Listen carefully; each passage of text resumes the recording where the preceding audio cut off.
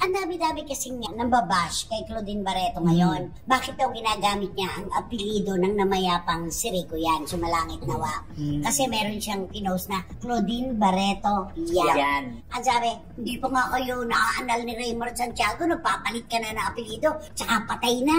Bakit ginagamit mo pa? Ganon ang pagbabash niya.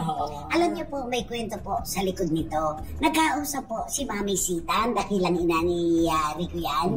Nasa Baguio sila ngayon, doon sila nakatira. Nagkaroon sila ng komunikasyon ni Claudine Barreto.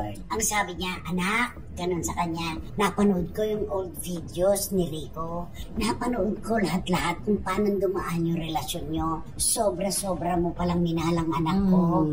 Marami pa ka palang nagawa na hindi namin nagawa para kay Rico.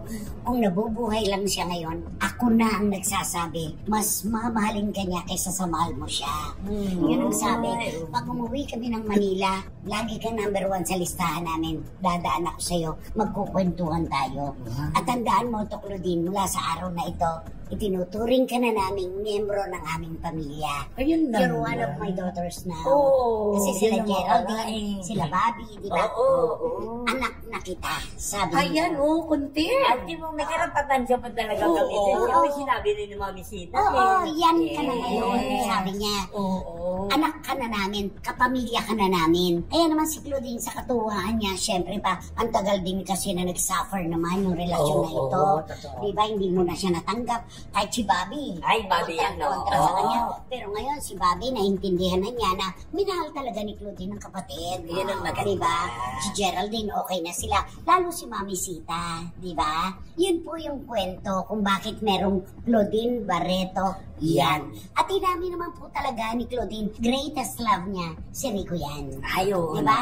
Kaya huwag niyo nang questionin. Huwag niyo nang Kaya, bigyan na natin ito. Ang saya-saya na nila Although of course, meron talagang magsasabi na, hindi pa nga kayo anal ni Raymond ginagamit mo na ibang apelido.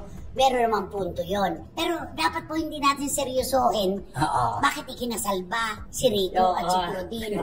Bakit inangkin ba ni Claudine ang apelido ni Rico? Pumanaw na po siya noon pa. So, huwag po nating seryosohin at bigyan ng kakaibang persepsyon itong Claudine Barreto Yan. Kay Mami Sita po nanggaling yon na ikaw mula ngayon ay anak ko na. Ayun, you're one of my daughters now. Pamilya ka na namin.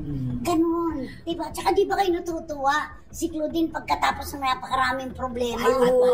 At saka yung mahabang panahon na pag malungkot si Claudine. Parang ngayon na siya naka-recover ng mga Di ba sabi niya, bayagan luha niya. Pagtatrabaho na. At ang ganda niya ngayon, ha? Ay, totoo. Di ba tayo sabi ko, ang ganda ni Claudine. Makinis, Correct. maganda. Payat.